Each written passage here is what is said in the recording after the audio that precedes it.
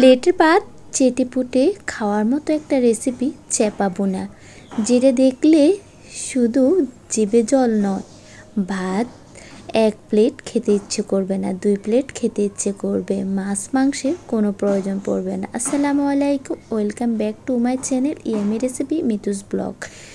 তো মূল পর্বে চলে এসেছি। আজকে চ্যাপা বোনা করব। এখানে চ্যাপাগুলোকে আমি প্রথমে একদম সুন্দর করে প্রেস করে নিয়েছি। আস্ত রসুন নিয়েছি 2টা, পেঁয়াজ কুচি নিয়েছি, আর মরিচগুলোকে আমি ভিজিয়ে রেখেছি 1 ঘন্টার মতো।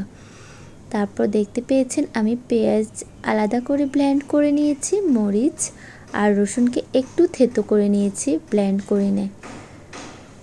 চুলার উপরে তেল দিয়ে দিয়েছি, তারপর পেঁয়াজ কুচি দিয়েছি, দিয়ে 1 চামচ হলুদ গুঁড়া আর পরিমাণ মতো লবণ দিয়েছি। এখন ব্লেন্ড করা সব দিয়ে দেব এক এক করে।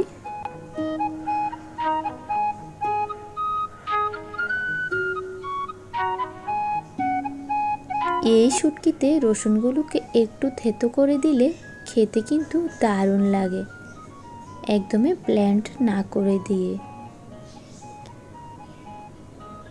এখন একটা একটা করে আমি দিচ্ছি আর একটু ভেজে নিচ্ছি।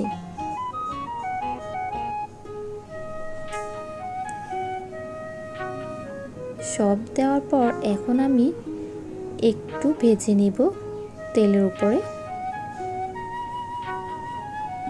দেখতে পেয়েছেন আমি যে ব্লেন্ডারে ব্লেন্ড করেছি অল্প পরিমাণে একটু পানি দিয়েছি।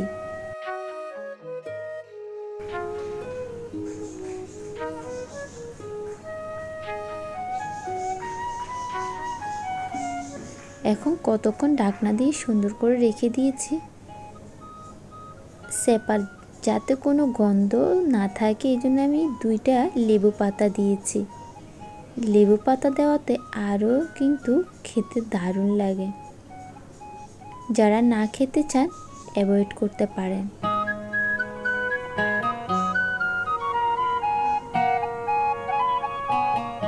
তো দেখতে পেয়েছে চ্যাপা বোনাটা অলরেডি হয়ে গিয়েছে। এখন আমি নামিয়ে নেব।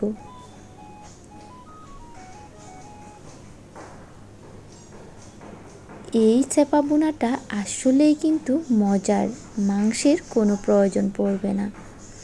তো দেখতে পেয়েছেন চ্যাপা বোনাটাকে আমি নামিয়ে পরিবেশন করছি। দেখতে যেমন লোভনীয় হয়েছে, খেতে কিন্তু অসম্ভব মজা হয়েছে। চেটেপুটে প্লেটের ভাত খাওয়ার মতো একটা রেসিপি। আসলে মাছ মাংস এগুলোকে হার মানায় শুটকির এই বোনাটাকে। যারা যারা আমার রেসিপিটি দেখেছেন অবশ্যই ফলো করে দেখবেন, অনেক মজার একটি রেসিপি। তো আমার রেসিপিগুলো আপনাদের কাছে কেমন লাগে অবশ্যই জানাবেন, ভালো লাগলে শেয়ার দেবেন ভিডিওগুলো। এখনও যারা আমার চ্যানেলটি সাবস্ক্রাইব করো নাই, প্লিজ সাবস্ক্রাইব করে পাশে থাকবে, যাতে তোমাদের কাছে আমার ভিডিওগুলো পৌঁছায়। আজকের মতো বিদায় নিচ্ছি, আল্লাহ হাফেজ, আসসালামু আলাইকুম।